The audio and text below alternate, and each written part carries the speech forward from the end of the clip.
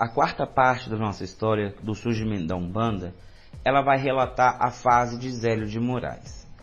Após a libertação dos escravos, os escravos, caboclos, crioulos, descendentes de africanos, afro-brasileiros, gente preta, gente morena, gente de todas as cores, formas, línguas, culturas, foram para a margem das sociedades que já existiam na época.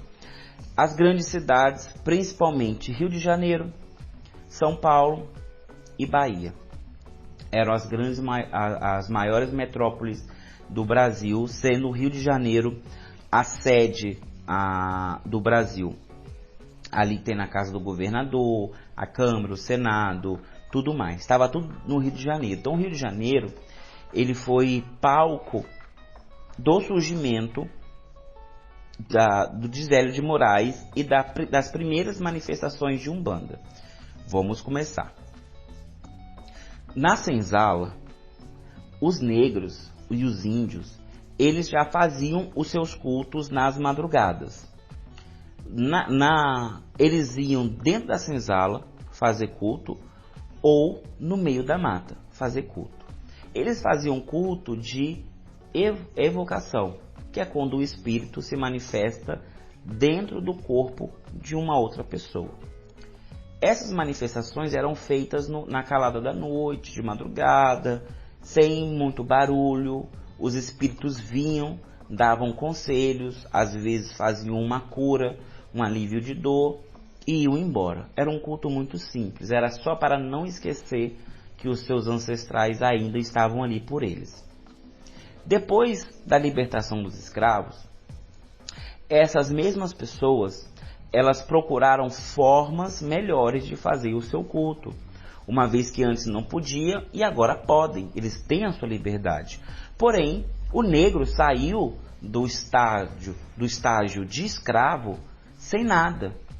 Eles não foram pagos pelo seu prejuízo, eles simplesmente foram expulsos de suas fazendas e mais nada.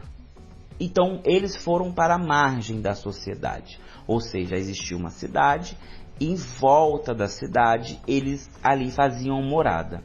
E tentavam sobreviver a partir daquela cidade. O que depois viria a se tornar uma favela. Esses negros, eles não tinham para onde ir. Não tinha mesmo. Não tinha muita opção. E existia um complô dos europeus, dos portugueses, dos brancos brasileiros, de não ajudá-los. Tanto que, após a libertação dos escravos, perdeu-se mão de obra barata, apesar que o escravo não era barato, mas na economia, naquela época, valia muito mais a pena você ter um escravo, gastar dinheiro comprando um escravo, do que você pagar um salário para uma pessoa. Foi preferido que convidasse outros povos para vir para o Brasil, para dar-lhe emprego. Os empregos que deveriam ser para os negros foi dado para os alemães, foi dado para os franceses, foi dado para japoneses, chineses, para um monte de outras raças, outras etnias, e foi dado terras para essas pessoas também. Tanto que hoje nós temos o bairro da Liberdade, em São Paulo. Nós temos aqui no próprio Espírito Santo, lá no norte, colônias de italianos, colônias de alemães. Essas pessoas vieram para cá e receberam terras para cultivar, receberam ajuda do governo e tudo mais. Mas para o negro que estava aqui há muito tempo, nada foi dado. Então, desde o início, houve um complô para que o negro morresse de fome no Brasil. Não é uma revolta política, é simplesmente uma revolta social histórica. Esse negro, ele é valente, ele aprendeu na base do chicote que a dor é superável. Então muitos deles foram para dentro das cidades vender seus produtos. E uma expressão dessas ações é hoje lá na Bahia, as baianas que vendem seu acarajé. As negras aprendiam a fazer acarajé, elas comiam acarajé e elas vendiam acarajé na época da pós-escravidão para sustentar as suas famílias. E as pessoas compravam os seus acarajés porque eram gostosos, porque eram bem feitos. Então a negra lá na Bahia, ela soube sobreviver através do acarajé e ainda hoje vive. E muitos outros também tiveram a artimanha de conseguir sobreviver a esse período pós-escravidão. Infelizmente, muitas pessoas, muitos negros e pessoas que eram escravos daquela época, preferiam voltar para a escravidão, porque para não morrer de fome. Eles iam trabalhar em troca o dia inteiro, em troca de uma mísera moeda que não dava para comprar nem 2 ovos na época, simplesmente para não morrer de fome. Então, assim, eles estavam forçados a esse tipo de trabalho. As mulheres, elas já eram desvalorizadas, independente de sua cor, de sua naturalidade. Elas já eram descriminalizadas só por serem mulheres. Elas não deveriam trabalhar, não deveriam estudar, era vedado somente aos homens estudar, fazer faculdade. Pouquíssimas mulheres conseguiram quebrar essas regras sociais e conseguirem se formar. Mas para uma negra, para uma índia, ou uma descendente de índia, descendente de escravo, descendente de africano, era pior.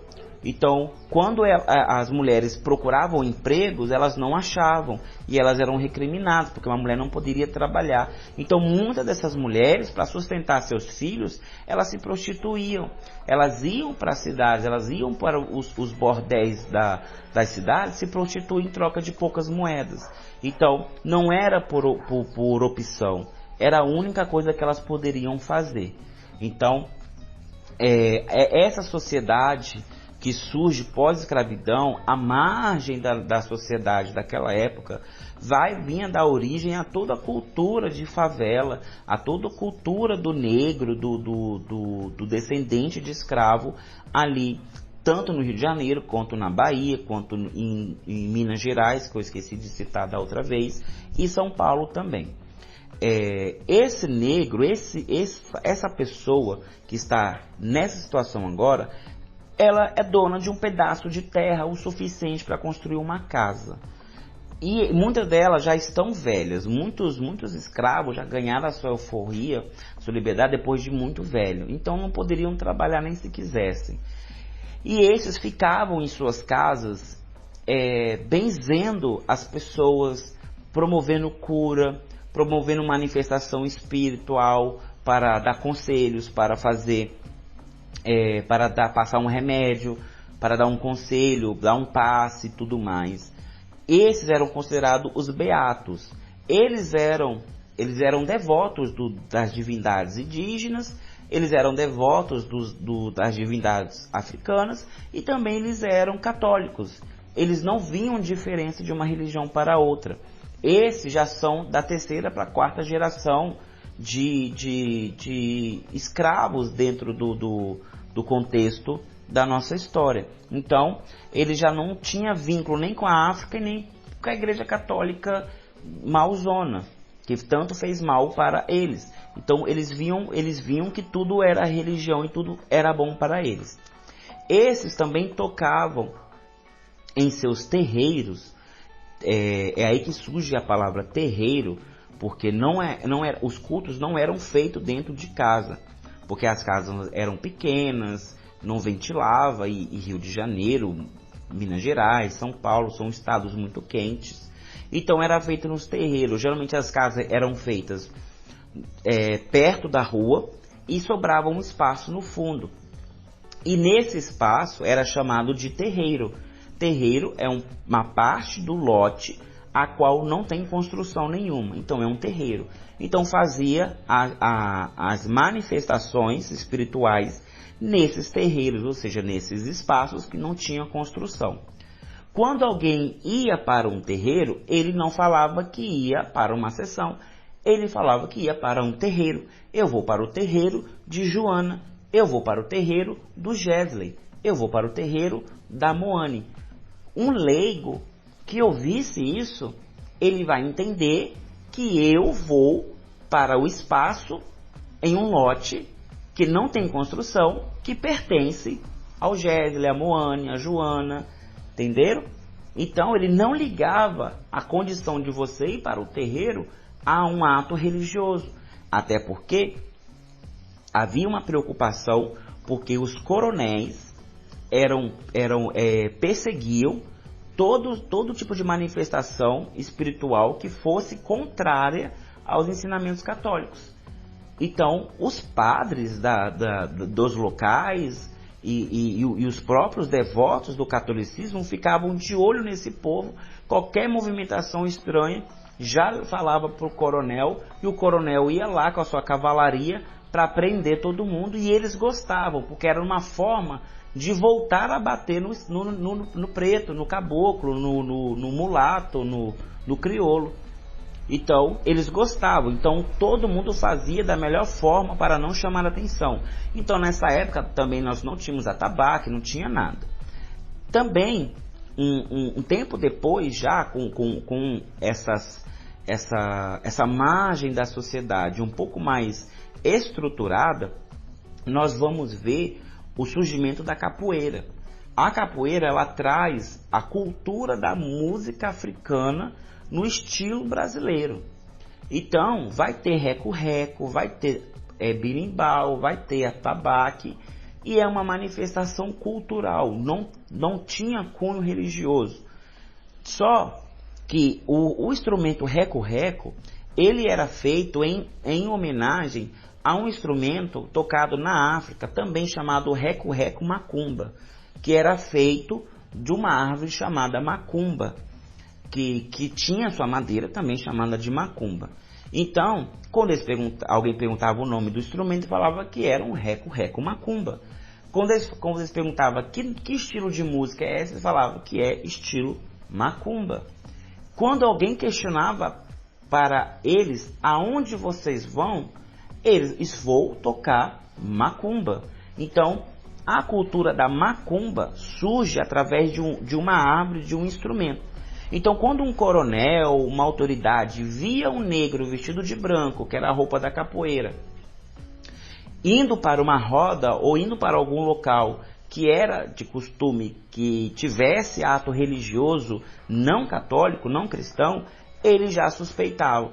Mas questionando-os, viam que eram apenas gente que ia lá para jogar capoeira. Então não tinha problema. Se era capoeira, não tinha problema, porque não havia manifestação religiosa ou mística dentro da capoeira. Só que os próprios capoeiristas, eles já estavam esquematizando aonde é que eles tocavam para que o som que eles iriam emitir através dos instrumentos dos seus ensaios abafassem o barulho que faria no terreiro. Ou seja, se eu vou tocar a minha sessão hoje, na minha encruzilhada ali, ia ser feita uma roda de capoeira, para que o barulho que acontecesse na minha casa não chamasse a atenção dos coronéis que estivessem lá assistindo a capoeira, ou que passassem ali. Qualquer barulho que acontecesse de estranho na minha casa seria interpretado que seria ali na capoeira. Então, assim, os terreiros começaram a encher de gente, porque as pessoas acreditavam nessa estratégia, acreditavam que os capoeiristas iriam também ajudá-los caso os coronéis viessem a atentar contra alguém que estivesse fazendo a sua sessão espiritual em seu terreiro. E eles estavam de olho o tempo todo. Por isso que nesse período também nós vamos ver que somente homens velhos entravam para o culto, para as sessões. Os homens novos, eles ficavam lá na capoeira para aprender a se defender, para aprender a tocar e para ajudar a vigiar. Só as mulheres entravam no culto. Isso também aconteceu no candomblé, mas eu não quero entrar na história do candomblé. Mas dentro da Umbanda aconteceu, e acontecia muito. Se você vai olhar hoje discos, músicas da capoeira, você vai ver muitas cantigas narrando essas situações, principalmente na Bahia e no Rio de Janeiro, tá bom? Então, essa manifestação, da quarta etapa da nossa história, ela saiu da senzala, foi para a margem da sociedade e já se instalou nos terreiros. Quando nos meados do século XVIII para o XIX, do XIX para o XX, isso mesmo, 19 para o 20, do 20 para o 21, isso, do século 20 para o 21. Nos anos de 1900, esse movimento dos coronéis já estava fadado. Os capoeiristas não precisavam temer mais, não existiam essas represálias, fora que as comunidades já estavam muito grandes, sendo quase que impossível um coronel controlar toda aquela região. Então os negros tiveram mais liberdade. Então eles colocaram placas nos seus terreiros, terreiro de alguma coisa, geralmente era terreiro de ou o nome do sacerdote ou o nome do guia-chefe do terreiro. Por exemplo, terreiro do pai Gesley ou terreiro do pai Benedito das Almas. Então era muito comum. Esses terreiros, eles já estavam muito populares.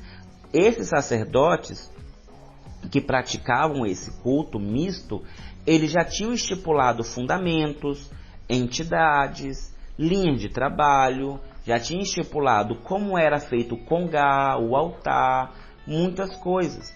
Então, aonde você ia num terreiro, você via que o culto era o mesmo. Então, se você viesse no meu terreiro, você ia ver o mesmo culto, a mesma fisionomia de estrutura religiosa que você ia ver na casa da Moane, que você ia ver na casa do Pedro, do João, da Antônia. Em todos os terreiros era feito igual. Altar, congá, aruanda, quatro canto, porteira, cancela, cruzeiro, casa das almas, casa de Exu. A estrutura era a mesma. Mesmo que simples, elas estavam ali existentes e promoviam a proteção. Em 1908, Zélio Fernandinho de Moraes, em 15 de novembro, fundou a Umbanda em um centro espírita lá no Rio de Janeiro, onde houve a manifestação do Caboclo das Sete Encruzilhadas, e ali esse médium ele promoveu ali o surgimento da Umbanda. Depois a Umbanda foi oficializada no Brasil em 18 de maio de 2012 pela Lei 12.644 e hoje, até hoje existe esse primeiro terreiro de Umbanda fundado pelo Zélio de Moraes, que se chama Tenda Espírita Nossa Senhora da Piedade. Essa quarta parte ficou extensa, então eu vou continuar no próximo áudio. Como aconteceu esse surgimento da Umbanda através de Zélio Fernandinho de Moraes? Esse rapaz, ele tinha 12 anos, ele tinha acabado de se alistar para o Exército Brasileiro e ele ia servir, só que ele foi acometido de uma paralisia e ele ficou acamado. Passou o período de reservista, ele teve uma visita de um espírito e ele foi curado, milagrosamente curado, e os médicos naquela época já estavam condenando ele a uma paralisia. Ele foi curado, então um amigo dele levou ele até um centro espírita de kardecismo para que ele pudesse ter uma explicação, porque ele sentiu que tinha alguém naquele quarto no dia da cura. Então ele foi. Zélio Fernandinho de Moraes, aos 16 anos, entra na Federação Espírita de Niterói, no Rio de Janeiro, e ali ele senta na mesa para participar da sessão de kardecismo, mas o seu corpo é tomado por uma força misteriosa. Na mesa não havia nada. Era simplesmente uma mesa lisa, forrada de branco. Zélio Fernandinho de Moraes sai, pega uma rosa branca que tinha no jardim do terreiro, da tenda, da casa que estava sendo feita a sessão, leva até a mesa e coloca em cima da mesa. E fala: estava faltando uma rosa aqui. É quando o dirigente daquela sessão começa a questionar o porquê ele fez aquilo. E o espírito vai e fala: meu irmão, estava faltando uma rosa aqui. Ele: quem é você? Ele: eu sou um espírito indígena brasileiro. Ele: mas nós não aceitamos a sua manifestação aqui. Só aceitamos a manifestação de espíritos evoluídos. Ele: mas quem disse que eu não sou evoluído? Só porque em minha última reencarnação eu fui um índio brasileiro? Isso te faz me considerar um espírito não evoluído? Então houve todo um questionamento do dirigente da sessão com o espírito que estava tomando o corpo de Zélio de Moraes. Depois de muito questionamento, o próprio espírito fala: se você faz tanta questão de me conhecer o meu nome, saiba então que eu me chamo Caboclo das Sete Encruzilhadas, pois a partir de hoje eu fundarei uma nova religião aonde os espíritos como os meus não serão recriminados. Eles poderão se manifestar para trazer as suas verdades, segundo as suas evoluções, não segundo a evolução a qual você tanto aceita em seu segmento religioso, em seu segmento espiritual. O nome dessa religião se chamará Umbanda, e eu sou o Caboclo das Sete Encruzilhadas, pois não haverá caminho fechado para mim e nem para a minha religião, que atingirá os quatro cantos desse mundo. E pronto. Houve a desincorporação, Zélio foi levado para casa. No dia seguinte, ele se reuniu com alguns amigos e o Caboclo das Sete Encruzilhadas se manifestou novamente e deu início ali à tenda espírita de Nossa Senhora da Piedade. E muitos médios daquela reunião kardecista que Zélio participou foram ver o Zélio. Eles entraram na tenda espírita, incorporaram caboclos, incorporaram pretos velhos e trabalharam, curaram pessoas.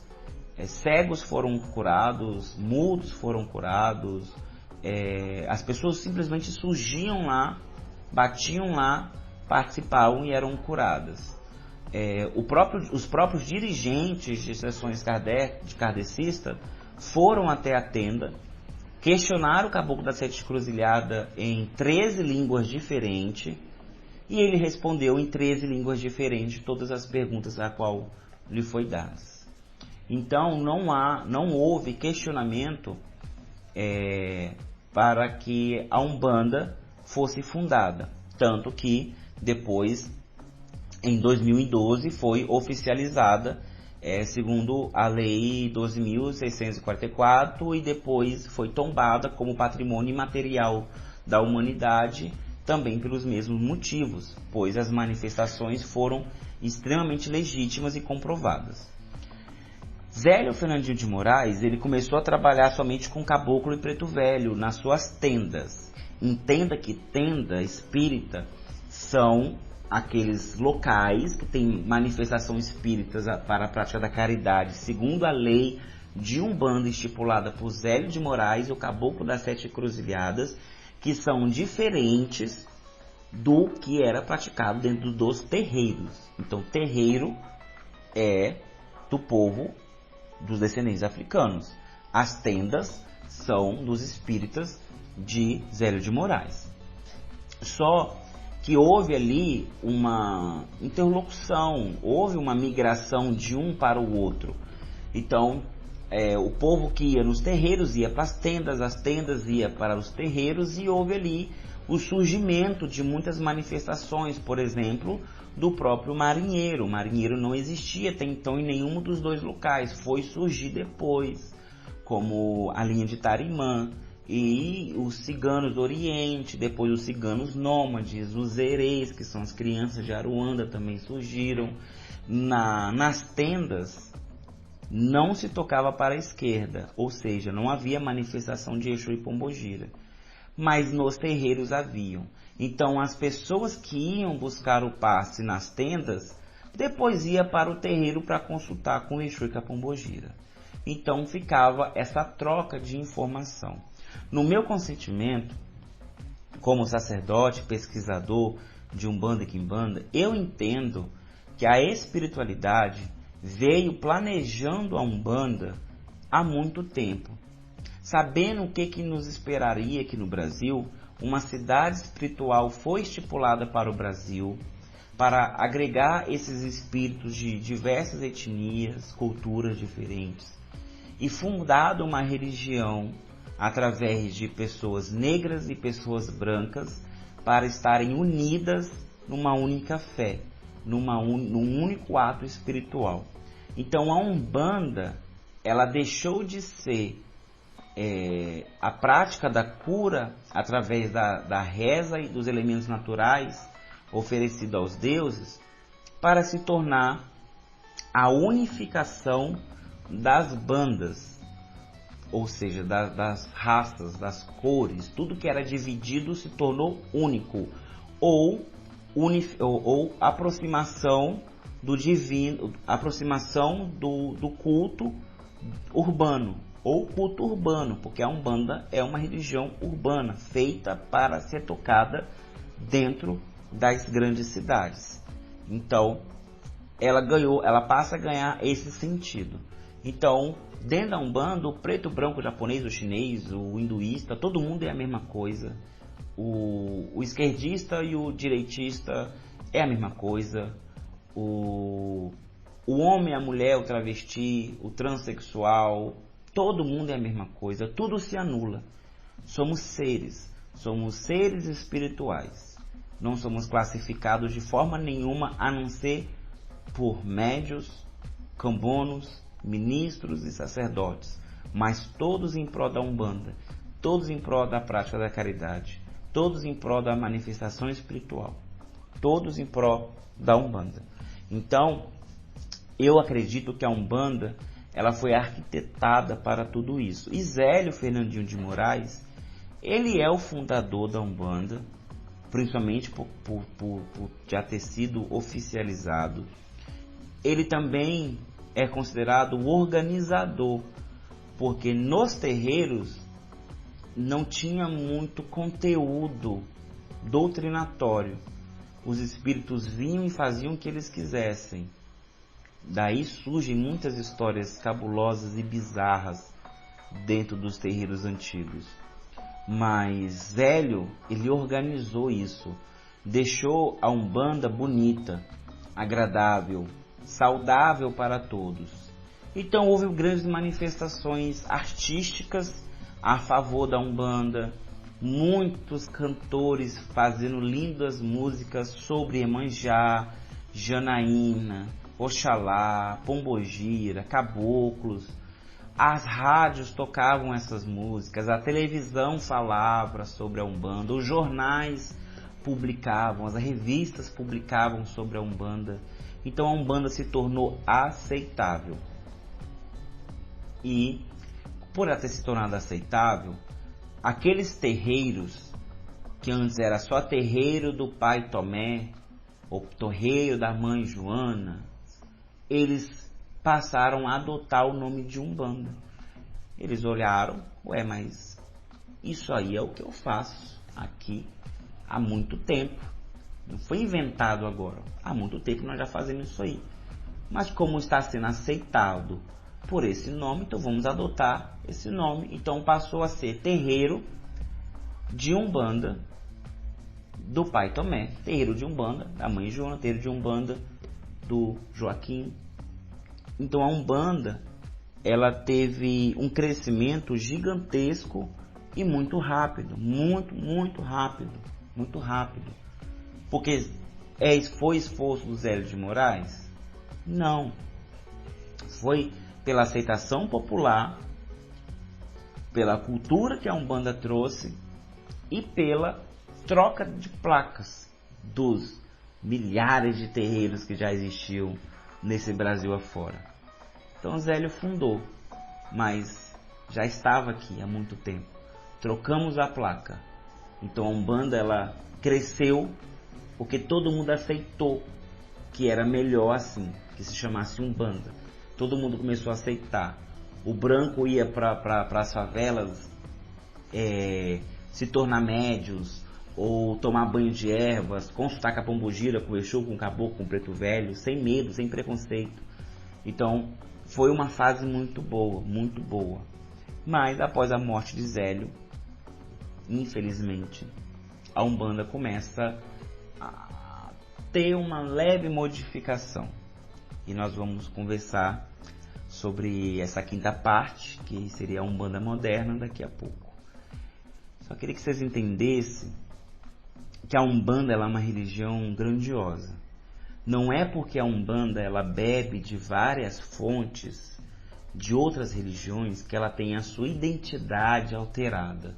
Ao contrário, é um privilégio poder ver grandes religiões famosas, com literaturas extensas, uma história cheia de erros e acertos, para podermos absorver apenas o que é bom, do que começar do zero e ser fadada a cometer os mesmos erros que as religiões passadas.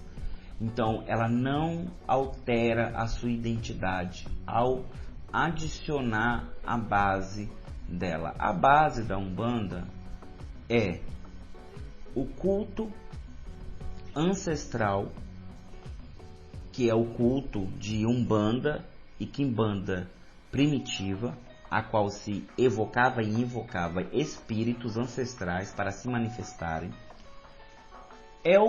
É a junção também um pouco do culto de Candomblé, aonde o atabaque é nos dado, a roupa branca é nos dada, algumas diretrizes de rituais é nos dado, somente isso. O culto de orixá ou qualquer divindade não entra dentro da Umbanda, só o sincretismo. Temos o culto indígena, que também temos o sincretismo com os deuses indígenas. Temos os fios de contas, que são indígenas. Temos a defumação, que é indígena. Temos o ato de estar descalços no chão, que é a cultura indígena. Forrar o chão com folhas é cultura indígena. E temos a tradição católica, onde guardar o anjo de guarda, o sincretismo com o santo católico, a estrutura de altar, de atmosferas ritualística, a própria cerimônia ritualística da Umbanda, ela é baseada na cerimônia católica. As rezas, seja as masculinas como as femininas, são de origem católica. E o kardecismo. O kardecismo, assim como o catolicismo, também nos deram vários termos para entendermos o que acontece dentro das manifestações. O kardecismo ele nos presenteia com algo que é muito valioso, que é a doutrinação. A importância de se doutrinar um espírito e um médium para que a manifestação seja saudável para ambos. Então, nós temos essas 5 bases, esses 5 pilares da Umbanda. Colocar mais do que isso pode sim alterar a identidade da Umbanda que nós conhecemos. Tirar alguma coisa também pode alterar a identidade da Umbanda que nós conhecemos e tanto amamos. Então, é importante que esses 5 pilares permaneçam intactos e toda a estrutura de terreiro seja construída em cima disso, para que nós possamos atingir o ritual de Umbanda tradicional, independente de origem, se seja africana, se seja do Rio de Janeiro por Zélio de Moraes. A Umbanda ela é um projeto espiritual, independente de onde surgiu, quem criou, como criou. Não interessa, a história está aí para nós compreendermos, não para nós questionarmos de quem é o mérito é de todos. De forma nenhuma quero tirar o mérito de Zélio de Moraes, da mesma forma também não gostaria que tirasse o crédito do Niganga e de todos aqueles ancestrais seja negros, indígenas que morreram nas senzalas, para deixar um pouquinho do seu conhecimento guardado para que outros pudessem acessar depois. Entendendo isso, vamos para o próximo áudio, onde nós vamos falar da Umbanda moderna.